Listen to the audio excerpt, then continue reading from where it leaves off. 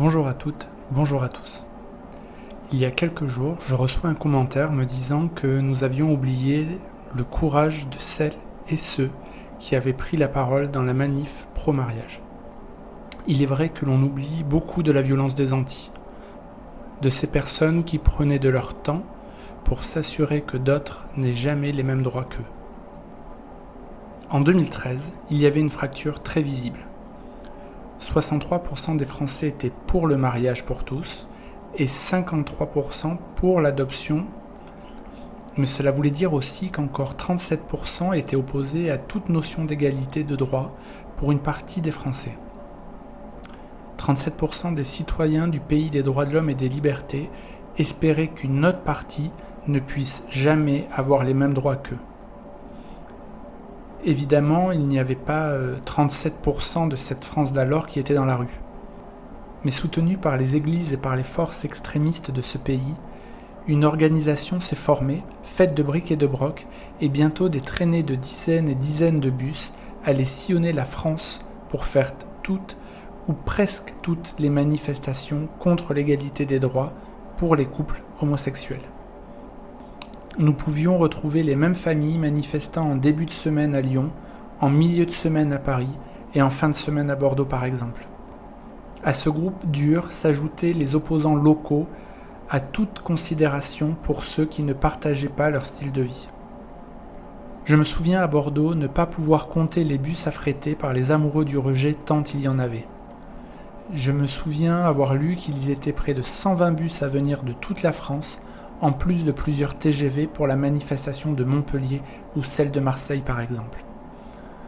Ainsi, lorsqu'on comptait les manifestants de Bordeaux, puis de Lyon, puis de Nancy ou du Havre, l'addition était en grande partie composée des mêmes personnes qui se démultipliaient, financées ici par les quêtes de la paroisse locale, là par une petite entreprise détenue par un patron proche des idées fascistes, ou par des collectes de fonds qui auraient pu servir à bien des missions humanitaires, autres que de déplacer des gens pour combattre notre devise républicaine, la liberté, l'égalité et la fraternité.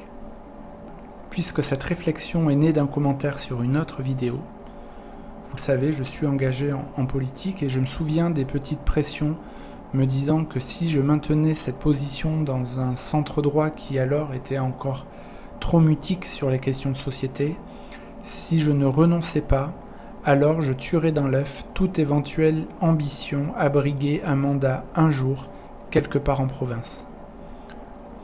Et je me souviens de nos rassemblements où de l'autre côté d'un cordon de police, des hommes et des femmes à genoux priaient Dieu. Ils priaient Dieu d'intervenir pour que la loi de la République ne soit pas votée.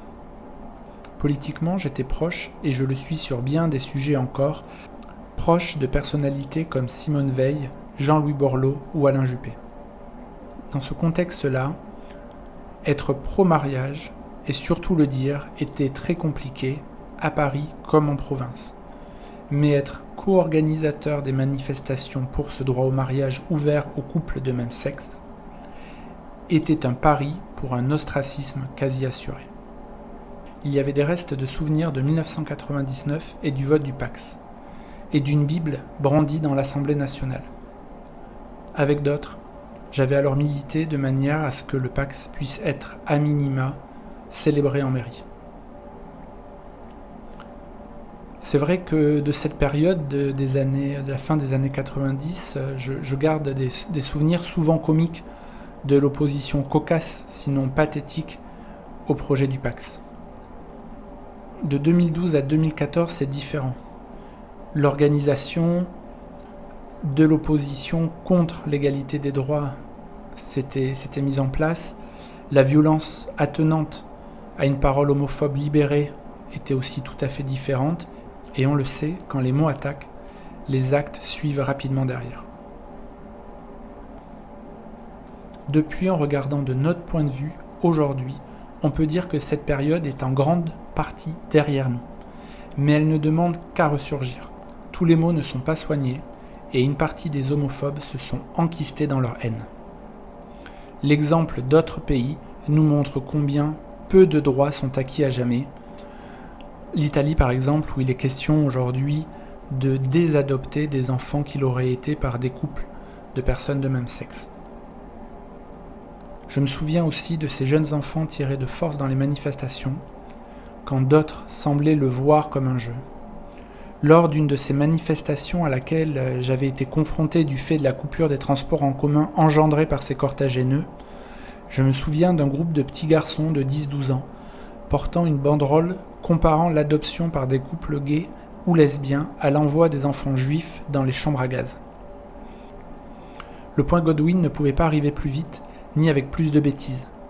Mais j'ai encore cette sensation du cœur qui se serre, voyant ce groupe d'enfants porter cela juste à côté de moi, alors que je patientais sur le trottoir de pouvoir traverser la rue.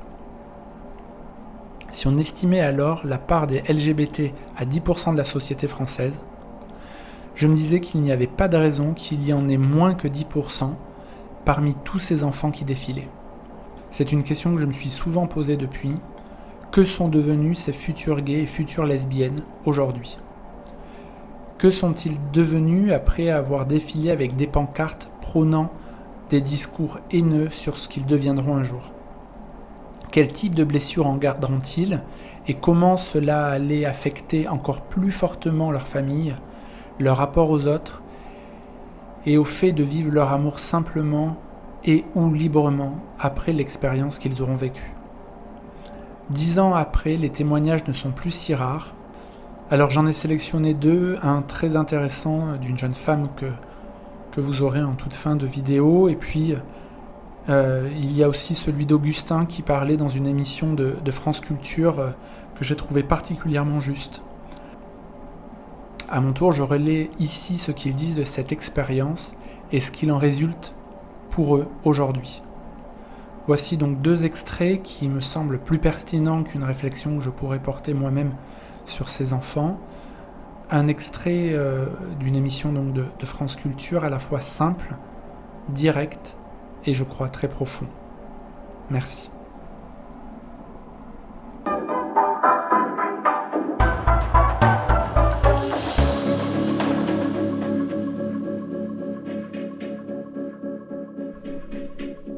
Je m'appelle Augustin, j'ai 21 ans et je suis étudiant à Paris, en philosophie. Je viens du nord de la France, j'ai grandi à Douai et à Lille, et je suis le plus petit garçon d'une famille de 5 enfants. On allait à la messe tous les dimanches, on suivait les rites, on priait beaucoup en famille, on avait un sens de la famille très profond, l'idée d'une tribu très soudée qui est proche aussi des grands-parents, des tantes, des oncles et des cousins, des cousines. À côté de l'importance accordée à la famille, il y avait de l'importance aussi du mariage. Je me rappelle que quand j'étais petit, ma plus grande sœur préparait des faire-part de mariage où à chaque fois qu'elle avait un nouvel amoureux, elle s'imaginait envoyer des faire-part à tous ses amis, à toute la famille pour annoncer le mariage. Et on a grandi dans cet imaginaire-là où le mariage serait la grande fête familiale et l'accomplissement où on pourrait se présenter à tout le monde la nouvelle vie qu'on commence et qui est celle qui a vraiment du sens et qui montre la fin de l'enfance. Dans mes souvenirs, c'est l'église qui a amené dans ma famille le sujet du mariage pour tous et ensuite de la manif pour tous. À ce moment-là, j'ai 10 ans. Les débats sur le mariage pour tous et sur l'importance de la famille, c'est des questions que j'entends à la messe, dans ma famille, au scout, dans le collège privé que je fréquente. Parce que c'est au moment où le gouvernement de François Hollande commençait à faire des déclarations sur la future loi pour le mariage pour tous, que l'Église a réagi en faisant beaucoup de prêches sur la famille. Et c'est là que j'ai vraiment commencé à entendre parler de la loi et même de l'homosexualité, puisqu'avant j'en avais pas tellement entendu parler.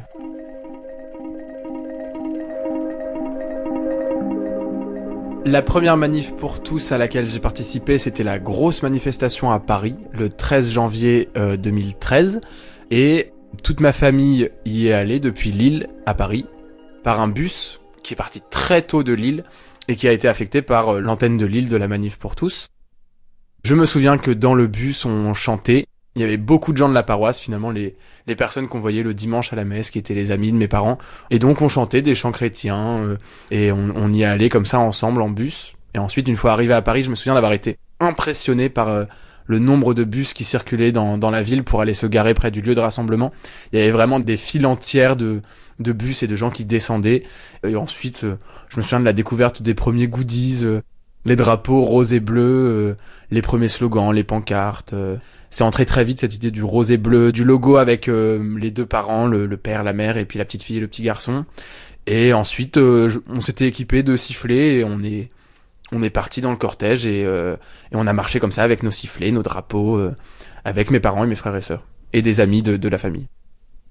Moi, on m'avait dit, la famille est en danger, nous en tant que famille bien, il faut qu'on aille défendre ce modèle-là. Donc moi, je me disais, bon, bah c'est parti, quoi. Là, s'il faut défendre ma famille, je vais défendre ma famille. Si ma famille est en danger, je vais mettre toutes mes forces pour la défendre. Donc oui, j'ai été de bonne humeur, prêt à faire tout ce qu'on m'aurait dit de faire pour défendre ce dans quoi je grandissais. C'était ma première manif à l'époque, et je me souviens d'avoir été aussi plusieurs fois choqué par le nombre de gens qu'il y avait, parce que on me mettait un peu en hauteur pour que je vois les avenues pleines, et je voyais des gens avec des drapeaux roses et bleus à perte de vue. Il y avait vraiment énormément de monde. J'identifiais mal qu'on s'opposait aux homosexuels, parce que j'identifiais mal ce qu'était un homosexuel. Et c'est la Manif pour tous qui me l'a fait découvrir, accompagné de toutes les idées que ça avait, c'est-à-dire que c'était... l'homosexualité, c'était contre nature, ça allait à l'encontre de la famille, de la loi de la reproduction, et donc de choses à combattre. Et il y avait beaucoup de discussions sur la famille à table, dans ma famille, et surtout à partir du mariage pour tous. On regardait les infos, on regardait les sondages, tous les lendemains de manif, on achetait la presse pour voir si on n'était pas en photo dans les journaux, parce que on aurait adoré avoir notre tête qui apparaît à la une de La Voix du Nord. On avait acheté tous des sweats avec le logo de la Manif pour tous, qu'on mettait très régulièrement. On faisait du sport avec. Une de mes grandes sœurs a une photo de classe où elle porte ce sweat. Donc c'était un habit qu'on mettait quotidiennement. Et donc au moment d'aller à la deuxième Manif pour tous, finalement on ressortait tous nos goodies et on allait à Paris. Et j'ai une image très claire de moi aux Invalides. Donc, j'avais 11 ans. Et je porte mon sweat et mon drapeau. Et un monsieur me prend en photo. Un photographe avec un gros appareil, donc je comprends que c'est un monsieur de la presse, quoi. Et je me souviens d'avoir été hyper content d'être pris en photo. J'ai pris une pose un peu héroïque à la Napoléon avec mon drapeau. Et je m'étais dit, ça se trouve, je vais faire la une d'un journal, voilà, je sais pas, l'enfant révolutionnaire qui a son drapeau, le Gavroche sur sa barricade avec son drapeau de la Manif pour tous. En fait, j'ai jamais retrouvé la photo. Je sais même pas si elle a été publiée un jour. Et ensuite, la manif s'est faite comme la première. Quand on s'est retrouvés à la fin, ils avaient annoncé plus de 2 millions de manifestants à Paris. C'était énorme. Putain, j'ai sauté dans les bras de mon frère tellement j'étais joyeux. Genre, waouh, 2 millions de personnes à Paris, on est dedans. C'est quand même incroyable. Enfin, en gros, c'est nous la majorité. On fait bien d'être là.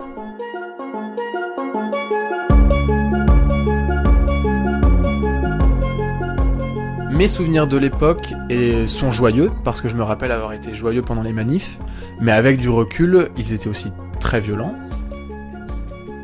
Je me rappelle notamment de mon père, qui, en plus des slogans, criait des trucs dans la rue qui étaient très homophobes et qu'il avait inventé sur les PD, des trucs racistes sur Taubira, beaucoup. Donc, et moi-même, j'étais assez violent, puisqu'il y avait des contre-manifestants. Et je me souviens notamment d'une manifestation à Lille qu'on avait faite. Il y avait des gens sur un balcon au-dessus de la manif. 2 mecs s'étaient embrassés puis nous avaient montré leurs fesses. À tout le monde. Pour provoquer les manifestants, quoi. Et moi je me souviens, j'avais dit à ma mère, tu vois, j'aurais dû prendre mon pistolet à billes, je leur aurais tiré dans les fesses et ça leur aurait fait une bonne leçon. Voilà. Je savais que j'étais dans un combat, qu'il y avait des gens qui étaient opposés à ce qu'on défendait à la Manif pour tous, et que c'était limite une lutte armée, quoi. En lisant, en écoutant ce qu'on nous dit à la fin des manifs, ce que disaient les intervenants, ce que dit la presse, j'avais l'impression d'avoir en main tous les arguments pour m'opposer au mariage pour tous, et plus généralement à l'homosexualité. L'idée de... Moi j'avais en tête vraiment le contre-nature, je me répétais toute la journée que bon... bah oui, les lions font pas des lionceaux avec d'autres lions, mais avec des lionnes, donc ça peut pas marcher, la famille peut pas marcher avec des parents du même sexe. Au collège, je me rappelle que je parlais facilement de mes convictions, et je disais facilement que j'étais à la Manif pour tous le week-end, et en fait j'imposais pas mal de paroles là-dessus, et de la même manière, comme dans ma famille on faisait des blagues homophobes et racistes en permanence, Même moi, je me permettais d'en faire à mes amis. Un humour collégien complètement bête. Et on dit PD parce que ça va plus vite, c'est un peu drôle. Je sais pas, un mec qui regarde un autre mec dans les vestiaires, même au collège à 12 ans, bon bah haha, qu'est-ce qu'il y a, t'es PD ouais, ce genre de choses, de petits garçons du collège de l'époque qui va absolument se défendre de toute homosexualité. Tout ça. J'ai quand même un souvenir d'avoir abordé l'homosexualité avec une de mes copines. C'était par rapport à la chanson de Woodkid, Run Boy Run.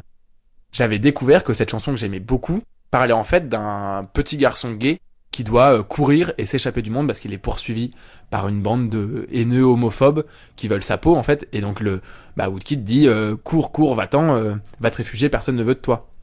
Et moi, je me souviens d'avoir dit à cette copine, quand j'étais en 5e ou en 4e, je sais plus, j'adore cette chanson, mais je vais arrêter de l'écouter parce que je suis pas d'accord avec le message. Et ça me gêne de l'écouter sachant que je suis en désaccord avec le message, donc au placard Woodkid. Moi, j'ai jamais eu de désir pour aucune fille. Enfin, jamais. Et en revanche, à partir du collège, j'ai commencé à avoir un peu ma vie intime secrète, en découvrant le porno, la masturbation, tout ça. Et moi, très vite, dans la découverte du porno, j'ai compris que ce qui m'intéressait, c'était les garçons. Mais je le niais complètement, je me disais, bon... Et finalement, je suis pas pédé que je pouvais répéter à mes copains pour rigoler avec eux, je me les répétais à moi-même aussi en permanence quand je constatais que je désirais les garçons dans les vidéos et que je me désintéressais complètement des filles. Je me rappelle très bien que quand j'étais en 3e, des très jeunes prêtres qui venaient récemment d'être ordonnés sont venus intervenir dans notre collège et un de ces jeunes prêtres a dit que lui, avant de se dédier à la prêtrise, il avait traversé une période un peu trouble où il avait fait des bêtises, il avait pris de la drogue et il avait même douté de sa sexualité. Et donc moi ça avait beaucoup résonné parce que je me suis dit c'est ça que je vis finalement. C'est l'adolescence, c'est normal, le corps change, les désirs sont tous un peu bouleversés. Donc finalement je traverse une période de trouble mais tout va finir par se remettre droit, revenir à la normale, se refixer dans la bonne ligne et je reviendrai un peu dans le droit chemin. À partir de là j'ai créé toute une petite mythologie où, en gros, j'aimais personne. Je disais que j'étais égosexuel. C'est-à-dire ni hétérosexuel, ni homosexuel. C'est-à-dire l'amour du jeu, l'amour de moi-même. Voilà, c'était mon grand mythe. J'ai abandonné cette orientation sexuelle inventée quand j'ai quitté ma famille, à la fin du lycée, pour aller faire mes études à Paris. Et donc c'est à Paris, vers 18 ans, que j'ai commencé à avoir mes premières expériences avec des garçons. Et là, ça a tout confirmé, finalement. Il n'y avait pas d'égo sexuel, il y avait rien de tout ça. Non, j'étais gay. Et les manifs ont quand même fabriqué toute une image de l'homosexualité et des LGBTI en général assez dégoûtante. Il y a des automatismes qui sont liés à ma personne, pour ne pas avoir l'air gay dans l'espace public. Donc il faudrait restreindre les manières, il faudrait parler d'une certaine manière. Et ensuite, par rapport aux autres, je réagis pas toujours très bien à voir... de garçons ou de meufs s'embrasser, parfois ça me fait un tic, un frémissement, je me dis, oula, c'est pas normal ça, pas devant moi, l'idée de l'image me gêne parfois, je trouve ça pas beau, je trouve ça pas bien, j'ai pas l'impression que c'est la bonne chose à faire, j'aime pas voir, il m'arrive de ne pas aimer et d'avoir des réactions négatives au fait de voir deux garçons ensemble, d'imaginer une sexualité homo, et tout ce qui n'est pas dans le schéma que j'ai appris en grandissant. Et ma famille a été aussi amenée à réfléchir sur ce qu'on avait fait au moment du mariage pour tous, au moment du divorce de mes parents, puisque finalement le modèle familial qu'on défendait et l'idéal familial qu'on avait l'impression d'incarner, il s'est complètement effondré. Aujourd'hui, je ne parle plus à mon père et mon père n'a plus aucun lien avec tout le reste de ma famille. Il y avait énormément de violence à l'intérieur de ma famille. Il y en a toujours. Et finalement, la manif pour tous a retardé le moment où tout le monde pourrait se libérer de ce modèle familial qui n'a pas fait du mal qu'à moi, mais vraiment à ma mère et à mes sœurs aussi.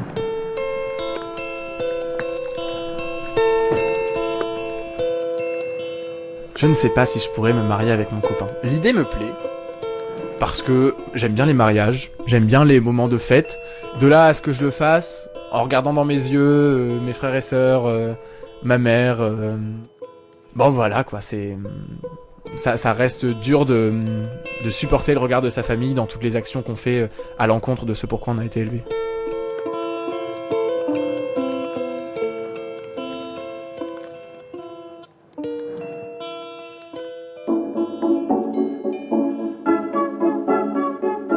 France Culture.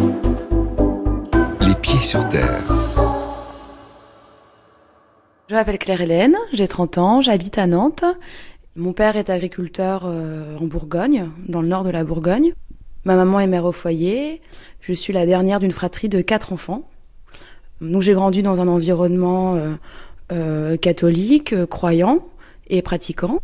Donc voilà, un environnement où très peu de divorces, où le mariage fait institution dans notre famille, où tous les couples sont mariés.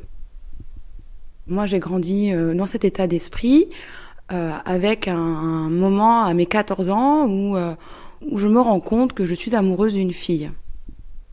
Alors, je l'ai rencontrée dans le scoutisme. Elle était dans la même équipe que ma sœur aînée. J'avais 14 ans et elle avait 18 ans. C'est la première fois que je ressentais des sentiments très forts pour quelqu'un. Donc c'était beaucoup de correspondance à s'écrire avec les moyens de l'époque. J'avais pas de téléphone portable et mes scènes commençaient tout juste. Donc c'était très compliqué. On se voyait très peu, etc. Mais je sentais vraiment des sentiments un peu forts comme une première relation.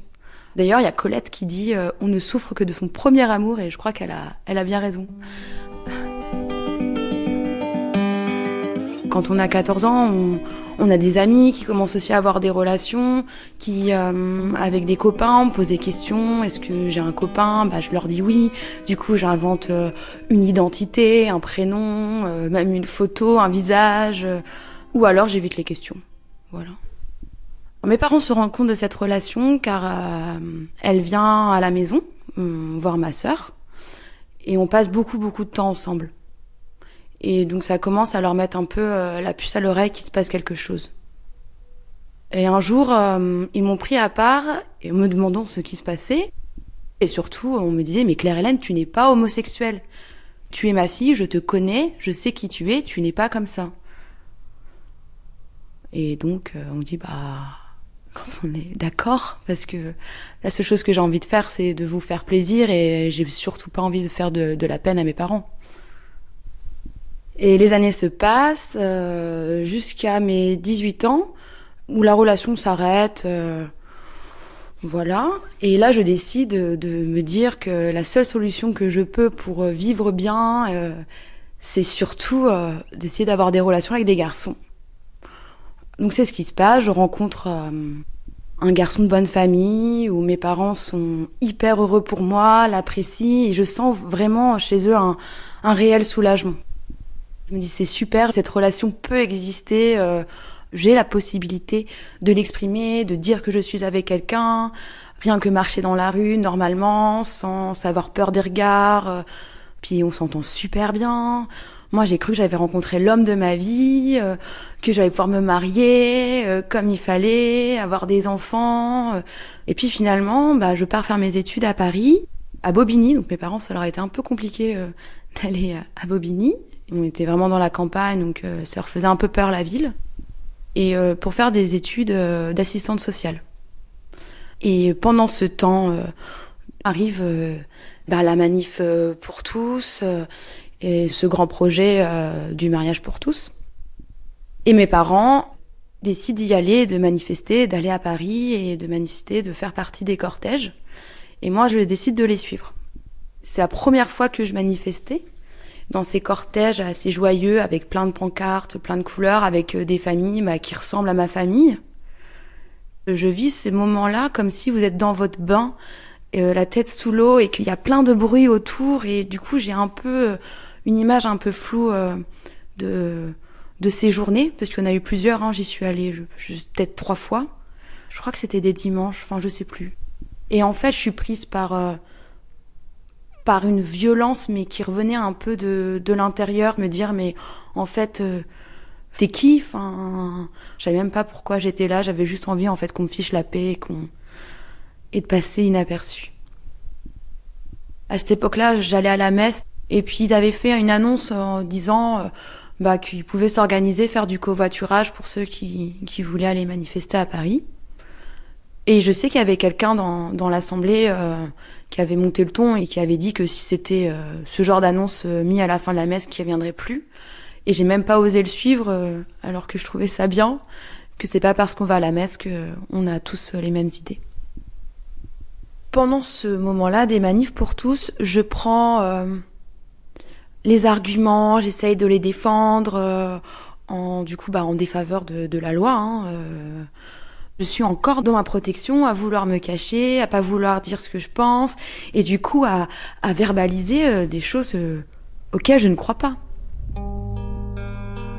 Je suis arrivée avec le bac en poche, avec des mocassins, avec mes idées de droite, vraiment avec un style un peu la petite bourgeoise provinciale qui débarque à Bobigny. Et en fait, j'évolue et en fait, je rentre vraiment dans autre chose.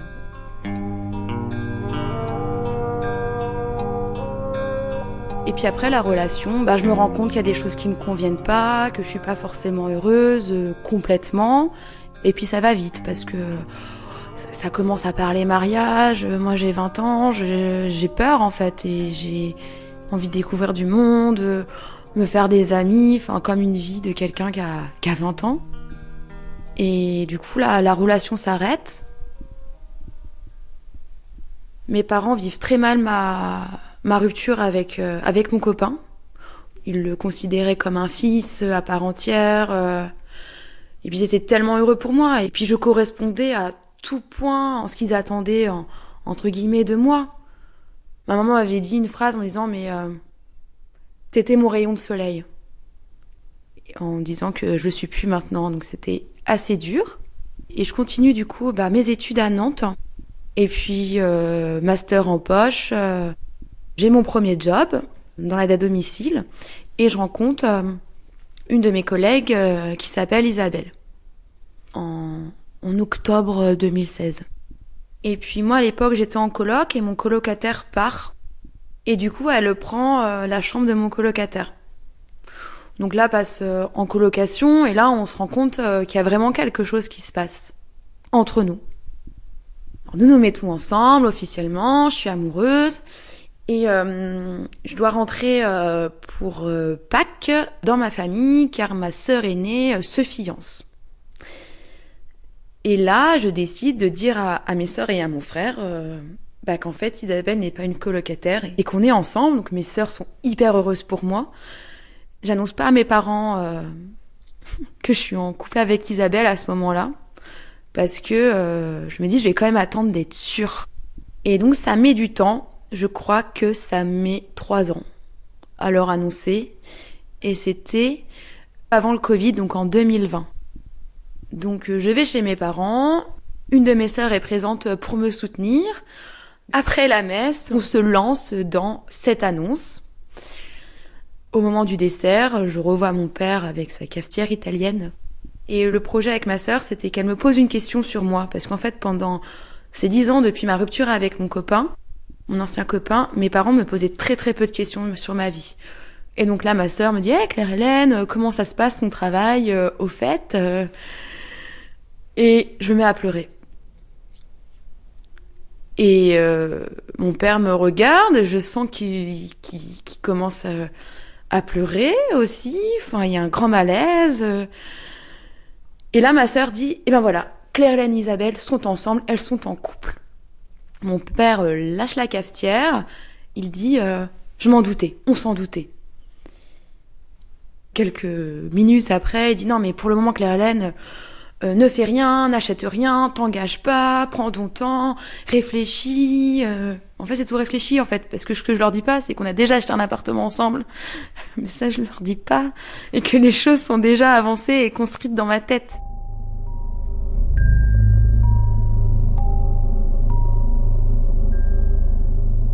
Donc je rentre à Nantes, il se passe quelques mois et je reviens pour le mois d'août.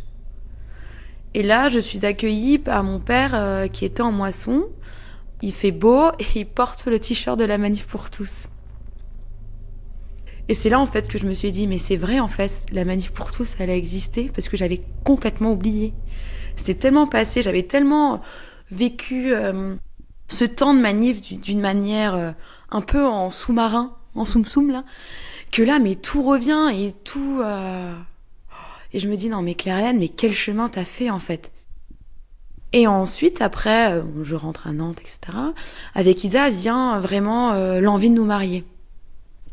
Elle me demande en fiançailles, elle me fait la surprise le 13 août 2021.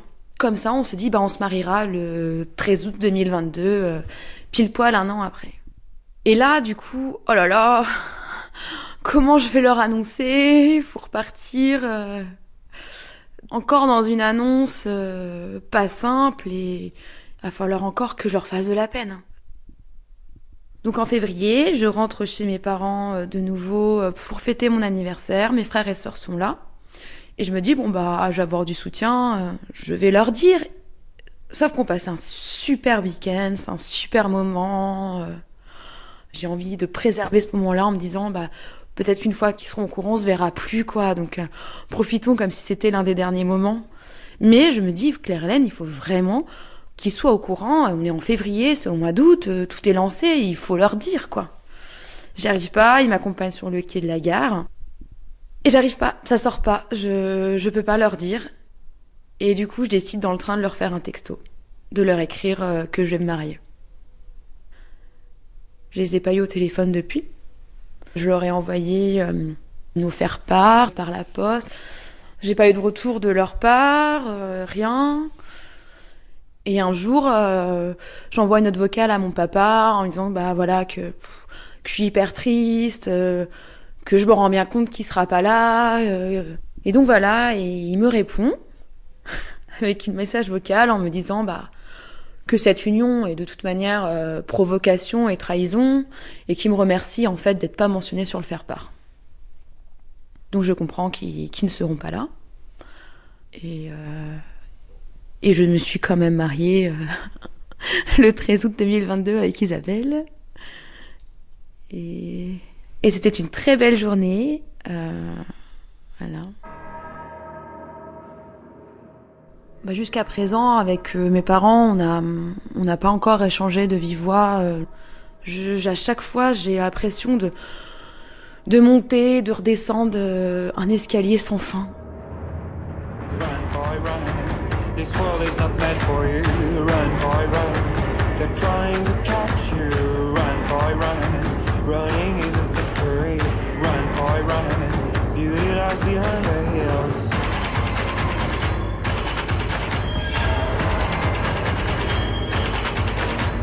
Run, boy, run.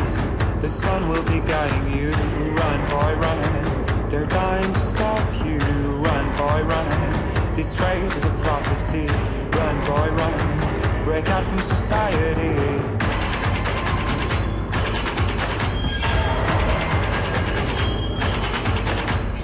Always another day, and you don't have to hide away. You'll be in my